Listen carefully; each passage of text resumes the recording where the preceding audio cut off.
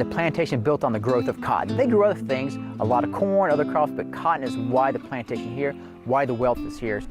Cotton is a very important story, and we tell that, along with all livestock. You use livestock to grow those crops, horse to plow the fields, hogs to eat, sheep to raise wool with, chickens for eggs and meat, all those things that we do here today. We have behind me an enslaved house, built in the 1830s or 40s probably, and that's a significant thing. There aren't too many enslaved houses existing today. We have them restored and furnished like they're from the time periods, from the 1840s and 50s. And right now, we're fortunate, we're doing a lot of restoration on some of our key structures to really bring them up, take care of them, also really intensify that historical look and feel inside and out. You come out here, you can see what they're eating, you can understand it better, so you can really get a feeling for the past, just not walking around seeing empty buildings or reading a brochure. Bradenton has a long, rich history spanning, a good 150 years. You walk in the buildings, you get a sense of the past, how people lived, and various skill sets, from the large plantation owner to the enslaved population, because they all have an important story to tell here.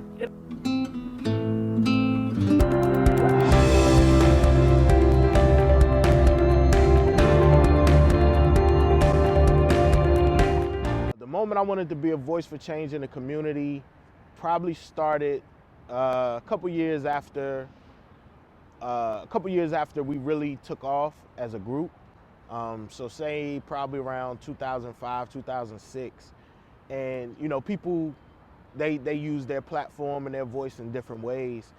And the way I wanted to use my voice and my platform was to do what ultimately I went to school to do, and that was to teach. And by teaching, I wanted to actually teach people that came after me, teach them life skills, teach them things that you don't learn in school. School is about academia, but life isn't necessarily academia.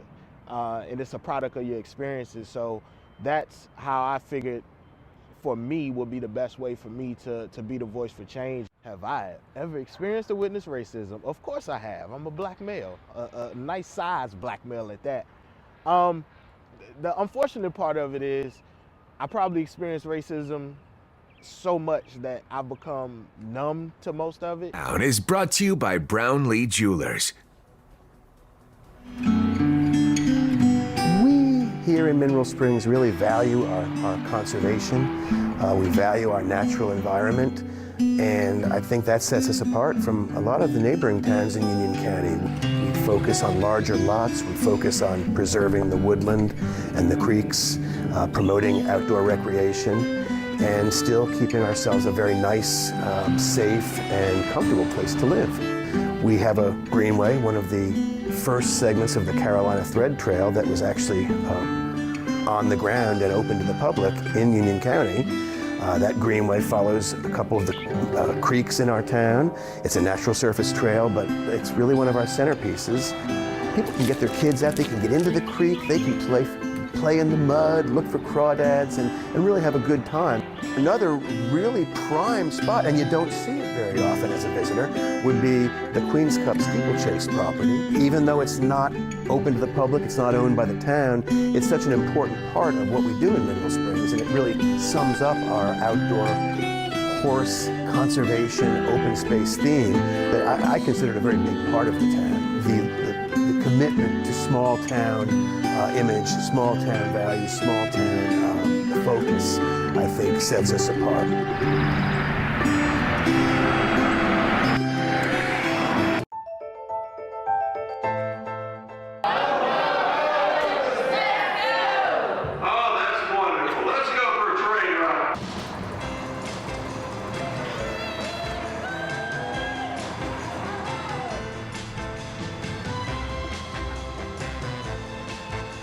Excited to get into the Christmas spirit, to see the lights, ride the train, and show the boys the Christmas lights.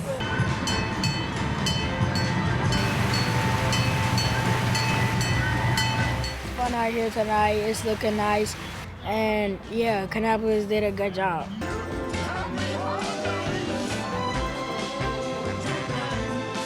We know that anything could happen. We could even still be shut down, but right now, we are happy. We're trying to bring that joy to the our customers that come into the park and stay focused on the holiday spirit. train ride was spaced out. Everybody's masked up when they're close by, but being able to be out and walking around without being right on top of folks has been nice. Your hands and feet inside the train at all times. It's always unique for me anyways, to see all the different ethnicities, different demographics. I love just getting to interact with the different customers that come to the park and seeing just how everybody just lights up when they see it. I like to interact with the customers more than anything and just bring joy to the kids. This is a fantastic experience. We're from up north and we usually have lots of Christmas holidays, things to go through, but down here this is definitely something fun to do for the family.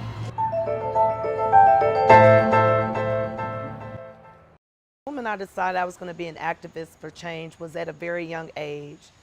My father had us very involved in civil rights, especially growing up in Raleigh, North Carolina.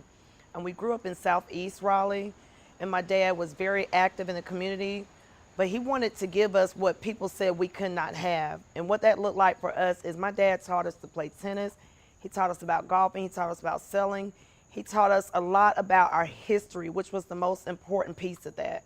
It's funny how people are acting like racism is just like reawakening. Racism to me has always been alive and well, and one of the things that I've noticed is, especially when it comes to high school sports, my son played high school basketball, and we were at one of his games, and me and my friend, we had a confrontation with one of the families because we were even asked, why were we there? Like, we weren't supposed to be at this particular location watching our son, her nephew, play basketball. And I know that most people would say, well, maybe that's not what they meant by that. No, we knew exactly what was meant by that. And Sharon and Loretta, good evening to you and good to see you. We are in an untraditional election year, and that has made for an unlikely election viewing party here tonight. We're outside the Democratic Party headquarters in Raleigh. Candidates will speak here behind me, but they won't be. I'm going to show you, these are some of the medical professionals that were in attendance at today's event. This was a event here at the hangar at Charlotte Douglas International Airport. Some social distancing inside of the room here, but a much different look from what former Vice President Joe Biden's event was yesterday, where there were candidates come and address. There will be no audience here. In fact, they'll just be talking to us, the media, and that has to do with COVID-19 and social distancing. But there are two big races we're following here tonight. Conditions here in the Outer Banks have been fair today, all through this afternoon and this evening and late into the evening. Kitty Hawk has been quiet. We had families sitting on the beach and enjoying the mild weather. It was really just overcast, but now into the evening, you can hear that the waves are crashing just a little bit harder than they were this afternoon. So far, we haven't had any rain, just kind of an overcast and muggy, and it did get cooler. I want you guys to see a little bit of the waves. We're standing right now on the Kitty Hawk Pier. We did have a couple people out here fishing earlier, some people standing on the shore and fishing, but now all the families have kind of gone inside because it is getting into the evening hours and families should be inside. We don't really know what the conditions will turn into overnight here. And we actually talked to several families that were going to go to other Outer Banks islands like Hatteras, but those had a mandatory evacuation order, so they ended up coming here and staying here at Kitty Hawk. And that's been the case in several families that we've talked to throughout today. Reporting in Kitty Hawk, Vanessa Leon, Spectrum News 1. Billing. So we'll get some more details on that here shortly, but let me give you a sense of what we're looking at here, because this is a little different than some campaign rallies. There is some social distancing in place. A number of doctors and medical professionals in the crowd here as they await the president. I would say it's kind of a mixed bag in terms of masks being worn, but it is a stark comparison to what the event with former Vice President Joe Biden looked like yesterday.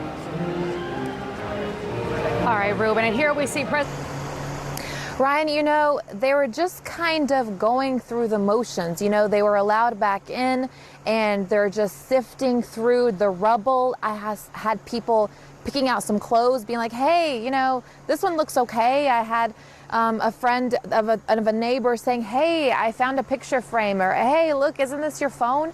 I mean, just heartbreaking. It's just a pile of rubble, and they're just sifting through it to see what they can salvage. So we're right outside that neighborhood because as night fell, they're actually monitoring, the sheriff's office is monitoring that area because people's belongings are still there. So they have the area closed off, so media couldn't go back in there. So we're just right outside of it. But look at this house behind me. So the entire side of the house, I mean, it's gone. You can see inside the house. This is the kind of devastation and damage that this county has suffered. Just the side of the house gone, and just horrible and heartbreaking for all these neighbors. At first, it looks like neighbors on Morning Road are shuffling through trash. But what they're doing is looking for anything they can save. This Bertie County neighbor says this was his sister's home. Just helping her out. But it used to sit across the street. The tornado threw the house with her inside. He says he hasn't seen a storm like this in years. No.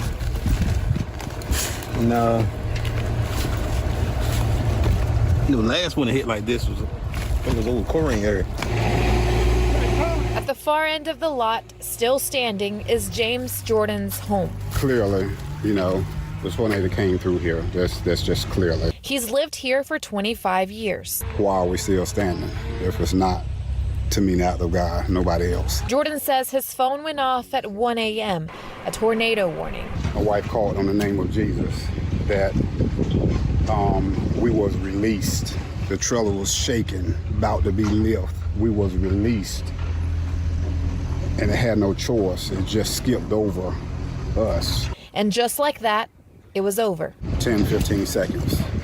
That's all it was. No train sound. In pitch black, he walked out on his porch to find his neighbors' homes gone. Well, we started finding people. Some we didn't find, and we was really worried. He carried them to his porch with other neighbors helping out. They was crying out, panic, afraid, you're gone. That house is gone. The tornado picked them up, and they said they was twirled around. They laying on top of a vehicle. They laying on top of house pieces. They laying on top of air conditioning units, and they're alive to walk away from that. That's incredible. Wednesday, Governor Roy Cooper stopped in, hearing victims' stories. I just wanted to come tell you how sorry I am. This is awful. Volunteers helping to find pets. He was underneath the trailers. Despite the heartbreaking sight, these families say they're grateful. Our home was remained for a shelter in the time of storm to help people.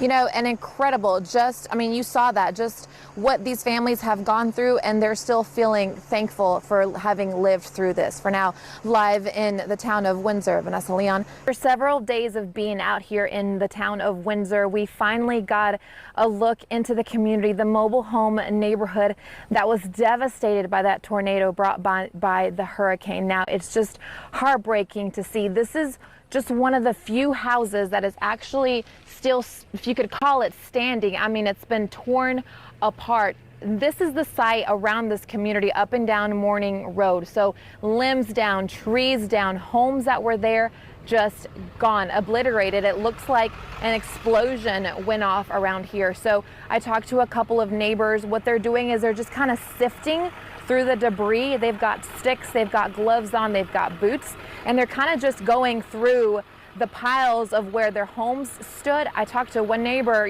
her pile is on the left side of the road, and I said, ma'am, is this where your house was? And she said, no, my house is on the other side of the road. Her house was blown to the other side of the road. She sat through that tornado in the morning and miraculously, survived, was barely hurt, no major injuries. So Governor Roy Cooper came out here also this afternoon and walked around and looked at the damage, talked to neighbors, talked to residents. He apologized for what happened and just kind of wanted to reassure neighbors that he's going to do everything he can to get them help.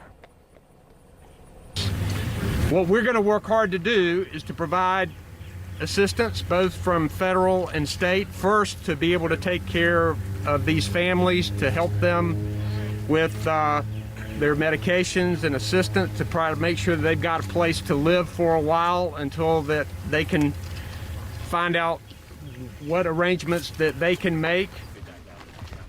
I'm gonna go over to the church. Okay. All right. So I talked to one neighbor. His name is James. Him and his wife and his children were sitting inside their mobile home. He said it was 1 o'clock in the morning.